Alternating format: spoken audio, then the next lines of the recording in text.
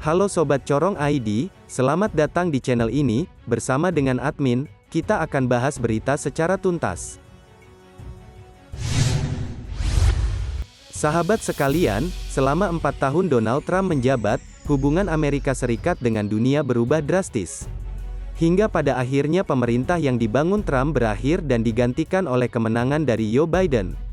Kemenangan Joe Biden dan Kamala Harris dalam Pilpres di Amerika Serikat, membuat pengamat militer bertanya-tanya mengenai bagaimana kekuatan militer negeri Paman Sam di bawah kepemimpinan Joe Biden, terutama mengenai ketegangan Amerika Serikat dengan China. Jika dalam kepemimpinan Donald Trump, Amerika Serikat terus gencar menyatakan perang dagang dengan China, pengamat militer menyebut nantinya militer Amerika Serikat akan perang beneran dengan negeri tirai bambu tersebut. Jika bagi China, Trump tampak sebagai perwujudan dari penurunan kekuatan AS yang telah lama ditunggu-tunggu dan diharapkan. Namun untuk kali ini, Amerika Serikat di bawah kepemimpinan Biden akan menjadi tantangan lain bagi sistem China. Karena di sini, Biden telah berjanji untuk memperbaiki aliansi Amerika, dan merombak habis-habisan militernya.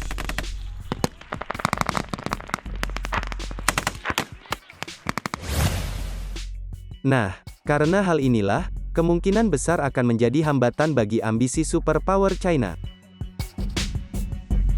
Intinya, kemenangan Biden ini menghadirkan tantangan lain terhadap sistem China yang tanpa kontrol demokrasi. Sahabat sekalian, Amerika Serikat dan China berkonflik di banyak hal, mulai dari pertaruhan ekonomi, perdagangan teknologi Hong Kong hingga Taiwan, sampai masalah Laut Cina Selatan. Laut China Selatan tak henti-hentinya mereda, ada saja tindakan yang memicu ketegangan.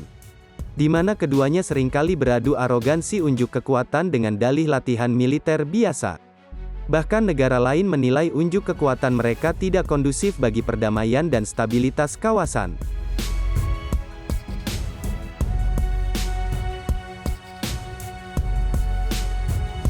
Sobat sekalian, Amerika Serikat menentang klaim 80% wilayah perairan itu oleh China, dan membantu sejumlah sekutu mengamankan wilayah seperti Filipina.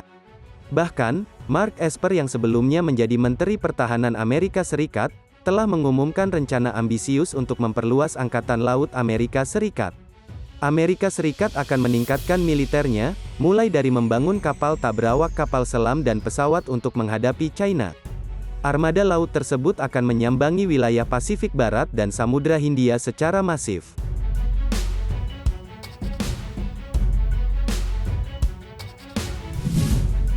Militer China atau PLA sejak 2019 disebut terus membuat kemajuan dalam pembaruan angkatan bersenjatanya.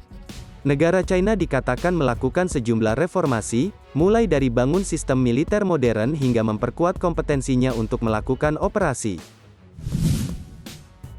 Tak ingin kalah, Amerika Serikat reformasi militer besar-besaran. Bahkan, Sekretaris Angkatan Laut Donald Trump, Kenneth Beare White mengumumkan bahwa armada maritim akan bertanggung jawab atas keamanan Laut Asia Tenggara dan Samudra Hindia. Untuk memperbaiki postur Angkatan Laut Amerika Serikat Indo-Pasifik, Amerika Serikat akan menyusun kembali armada pertama. Menugaskannya sebagai tanggung jawab utama untuk wilayah Indo dan Asia Selatan sebagai armada ekspedisi. Langkah itu diarahkan ke China sebagai saingan utama AS di teater Pasifik. Selain itu Amerika Serikat akan menggandeng beberapa negara di sekitar kawasan itu untuk memuluskan rencananya. Amerika Serikat akan menggelontorkan puluhan miliar dolar yang ditargetkan di tahun 2045. Angkatan Laut AS harus lebih unggul dari China yang dipandang sebagai ancaman utama bagi negeri itu. Untuk melindungi jalur komunikasi laut dari ancaman campur tangan China, akan masuk akal untuk meningkatkan patroli di wilayah itu. Ketegangan antara China dan Amerika Serikat telah meningkat secara dramatis selama 4 tahun Trump sebagai presiden. Kedua negara adidaya itu telah bentrok karena perdagangan, virus dari China, hak asasi manusia Hong Kong, Taiwan dan Laut Cina Selatan. Sahabat sekalian, China memang telah mengklaim 80% atas kedaulatan sebagian besar Laut Cina Selatan, hal ini dikhawatirkan menimbulkan peperangan yang besar.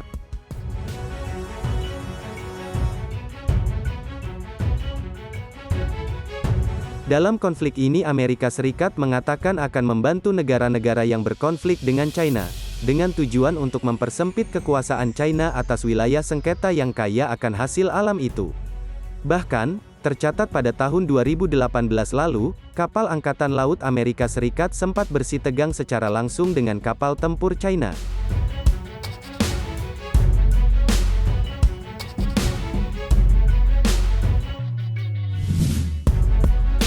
Dalam sejarahnya armada pertama Angkatan Laut Amerika Serikat terakhir bertugas pada tahun 1973, kembali terbentuknya armada laut itu menunjukkan kepentingan Amerika Serikat yang sangat besar di kawasan berkembang itu.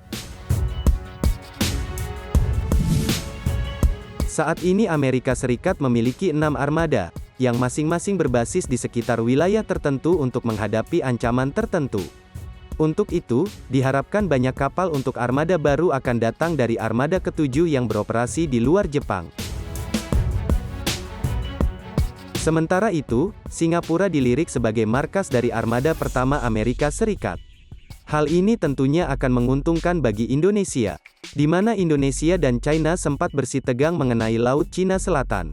Pada akhir tahun 2019, kapal penangkap ikan dan Coast Guard China diduga melakukan pelanggaran zona ekonomi eksklusif dengan memasuki perairan Natuna pada tanggal 31 Desember tahun 2019. Negara China juga melakukan pelanggaran ZEE, seperti melakukan praktik ilegal, reported and regulated fishing di wilayah teritori Indonesia.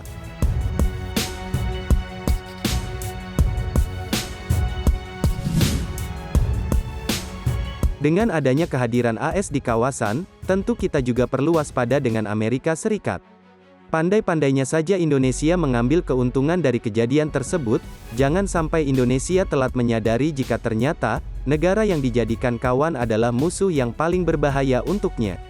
Lantas bagaimana menurut pendapat kalian terkait hal ini?